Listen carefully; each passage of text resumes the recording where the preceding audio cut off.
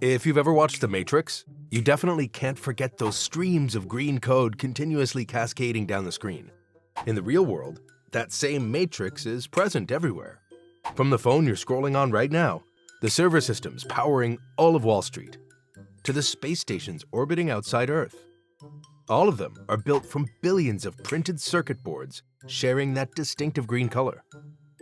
But why green, and not red, black, or white? The answer lies in a harsh process of natural selection, where only the colors paired with the best materials survived, and green emerged as the ultimate winner. First, let's understand what a printed circuit board really is. In the simplest terms, a printed circuit board is the highway system that conducts electricity inside every electronic device. Instead of using bulky bundles of wire, engineers print thin conductive pathways directly onto a flat board. This allows all the components to be connected neatly, precisely, and with absolute safety. Its structure is like a multi-layered sandwich. The core of the board is made from fiberglass fibers tightly pressed with epoxy resin, giving it a rather dull, pale yellow or brownish color. On top of that lies a complex network of ultra-thin copper traces that carry electrical current throughout the board. As devices became smaller and more complex, a major problem arose. The copper traces on the circuit board easily oxidized when exposed to air and moisture. Additionally, because copper is relatively soft, it was prone to scratches that could interrupt the circuits. Moreover, during soldering, molten solder could easily spread everywhere, causing short circuits and damaging the entire device. Therefore, in the late 1970s, a solution was developed: a special protective coating called solder mask, a resin layer typically in green. This layer covers almost the entire circuit board, leaving only the exact points needed for soldering components exposed.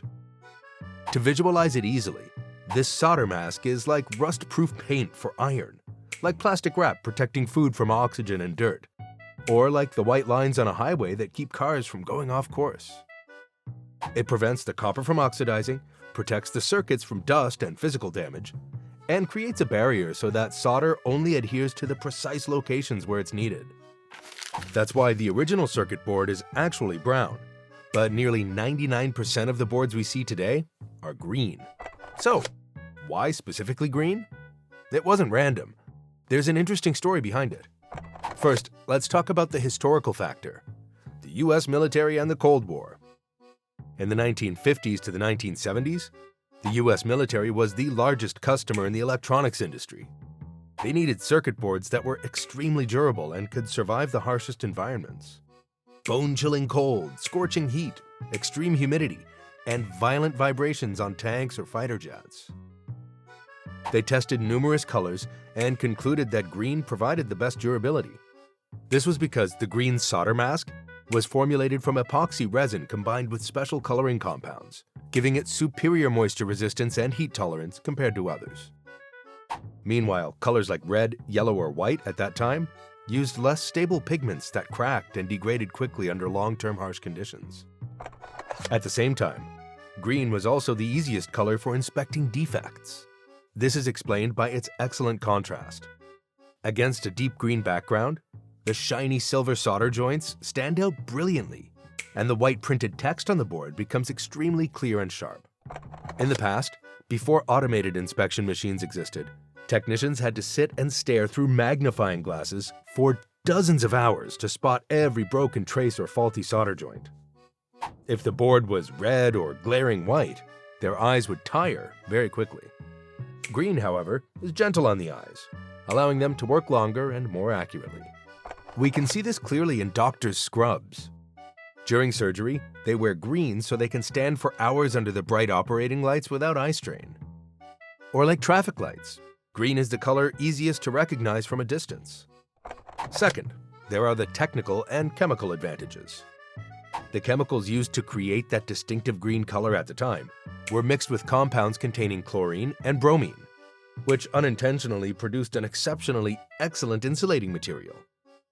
This combination was so effective that engineers could create incredibly thin solder dams as thin as about 0.1 millimeters. Though as thin as human hair, they were strong enough to prevent electrical current from leaking. It is precisely thanks to this that today we can pack thousands of tiny components onto a single small circuit board inside a smartphone or smartwatch.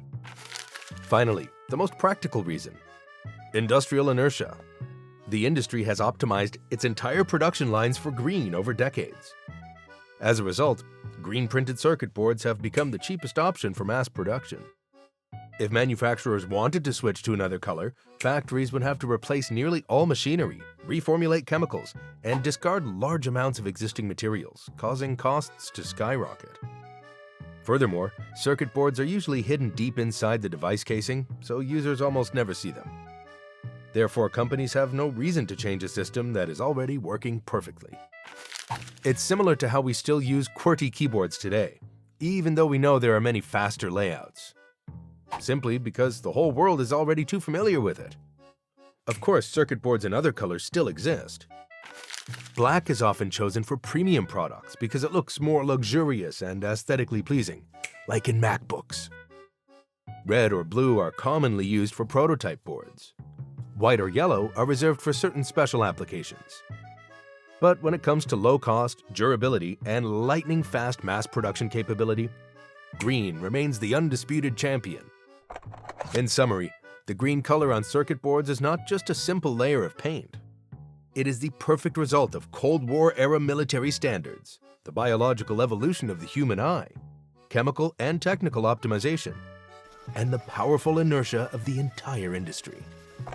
If you're still curious about the familiar things around you, things we see every day but few people truly understand what's behind them, please comment below with the topic you want me to explain in the next video.